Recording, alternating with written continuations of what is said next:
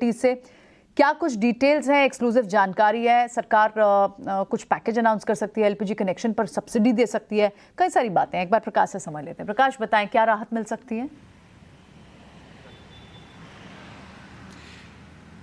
देखिए, जो जानकारी हमें सूत्रों के हवाले से मिल रही है उसके हिसाब से वर्ल्ड मार्केटिंग कंपनीज के लिए राहत भरी खबर है।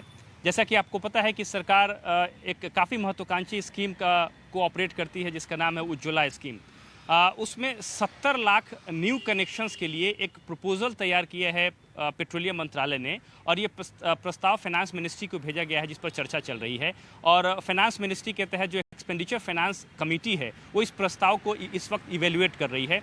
और जो प्रस्ताव है उसके हिसाब से 4000 करोड़ रुपए की सब्सिडी की मांग पेट्रोलियम मंत्रालय ने की है 70 लाख न्यू एलपीजी कनेक्शन देने के लिए।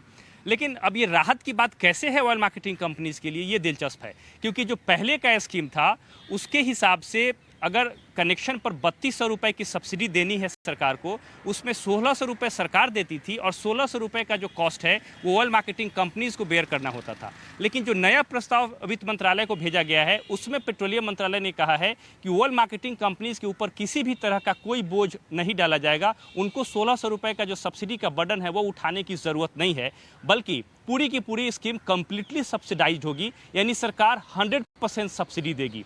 इसका मतलब ये है कि ऑयल मार्केटिंग कंपनीज के ऊपर जो बोझ अभी तक पड़ रहा था वो उनको देने की ज़रूरत नहीं। जैसा कि आपको पता है कि करीब करीब 5000 करोड़ रुपए का जो सब्सिडी का बोझ है जो कि ऑयल मार्केटिंग कंज्यूमर्स को ऑयल मार्केटिंग कंपनीज ने दिए हैं पहले की स्कीम्स में, उसकी रिकवरी अभी तक नहीं हो पाई है। लिहाजा नए स्कीम में उनको राहत देने का प्रस्ताव जो है दिया गया है। साथ ही साथ इस प्रस्ताव के हिसाब से जो कनेक्शन का कॉस्ट है उसको 3200 रुपये से बढ़ाकर 4300 रुपये करने का भी प्रस्ताव दिया गया है। हालांकि इससे कंज्यूमर के ऊपर कोई बोझ नहीं पड़ेगा क्योंकि पूरी की पूरी स्कीम 100% सब्सिडाइज्ड होगी। साथ ही साथ कंज्यूमर्स को अब ऑयल मार्केटिंग कंपनीज को ईएमआई के तौर पर कोई रकम चुकाने की ज़रूरत नहीं होगी न्यू कनेक्शन लेने के लिए। तो ये प्रस्ताव जो है इस वक्त वित्त मंत्रालय के पास है, और जैसे ही ईएफसी की तरफ से इस पर हरी झंडी मिल जाएगी फिर फाइनल अप्रूवल के लिए इसे कैबिनेट को भेजा जाएगा। जी ठीक है, शुक्रिया प्रकाश। तो ये निश्चित तौर पर एक राहत की खबर होगी। हालांकि अभी 2 परीक्षा पास करनी बाकी है, आखिरी मंजूरी कैबिनेट से मिलेगी इसके लिए, और सब्सिडी का जो बर्डन है उज्ज्वला स्कीम में पूरी की पूरी तरह सरकार के पास आ जाएगी। ओएमसीज को इससे आज़ाद कर दिया जाएगा।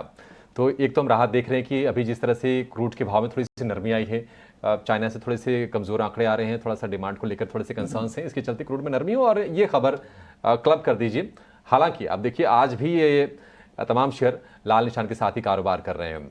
गुरमीत जी, कोई व्यू, कहीं मौके बनते हैं क्या ओएमसी स्पेस में आपके हिसाब से? इस पे फंडामेंटल व्यू लेना थोड़ा मुश्किल हो जाता है। अगर आप पिछले नतीजा देखें, लेट्स से बीपीसीएल का एग्जांपल लेंगे तो आप 15,000 करोड़ का एबिटा था, लगभग 9900 10,000 करोड़ का प्रॉफिट था।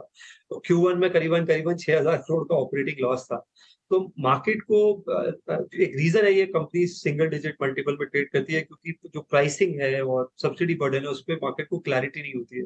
तो कोई भी गवर्नमेंट अनाउंसमेंट जो ये बोले कि सब्सिडी बर्डन गवर्नमेंट का है और ऑयल मार्केटिंग कंपनीज को इम्पैक्ट नहीं करेगा, वो मुझे लगता है सेक्टर को पॉजिटिवली रिएटेड कर सकता है, और उसमें कंसिस्टेंसी होनी चाहिए, बीच बीच में चेंजेस नहीं होने चाहिए। बीपीसीएल एक टाइम पे डाइवेस्ट होने वाला था और मार्केट में मुझे याद है चर्चा होती थी कि 600-700 रुपए के आसपास का उसका बुक वैल्यू है। अभी भी लगभग 350-400 रुपए की रेंज में ही ट्रेड करता है। तो मुझे लगता है थोड़ी पॉलिसी मेकिंग, इस वैल्यूएशंस बहुत ही अच्छे हैं इस भाव पे, बट आप इस पे फंडामेंटल व्यू नहीं रह सकते। लेकिन अगर गवर्नमेंट एक स्टेबल प्राइसिंग मैकेनिज्म लाएगी पेट्रोल डीजल को लेके भी और सब्सिडी को लेके, तो डेफिनेटली ये सेक्टर रीड हो सकता है।